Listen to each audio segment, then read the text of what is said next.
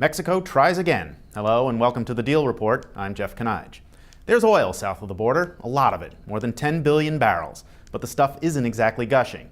Mexico only produces about 2.5 million barrels a day, and the country's recently elected president, Enrique Pena Nieto, wants to change that. A lot of Mexico's oil is hard to reach. It's deep under the Gulf of Mexico or locked in shale. In fact, as the Deal's Claire Poole reports, Mexico might have the fourth largest shale reserves in the world.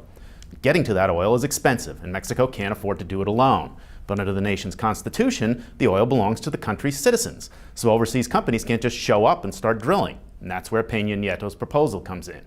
In his first State of the Union speech, the new president outlined a plan to allow foreign companies to share in the profits of any oil and gas reserves they discover. Claire notes that some experts think that this process could evolve into a production sharing contracts. And Pena Nieto would allow direct foreign investments in refining, distribution, pipelines, and petrochemicals. The goal is to increase production to 3.4 million barrels a day by 2025. Now, Mexico has been down this road before. 13 years ago, then-President Vicente Fox promised to open Mexico's energy industry to private investment. He started with the petrochemical sector, but the companies invited to participate couldn't agree on financial terms and the effort fizzled.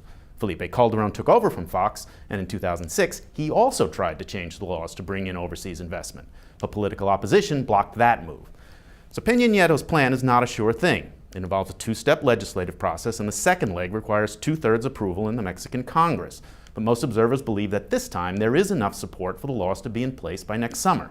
If that happens, and if the big global oil companies can live with the final version of the laws, that's a big if, then deals could start flowing along with more oil.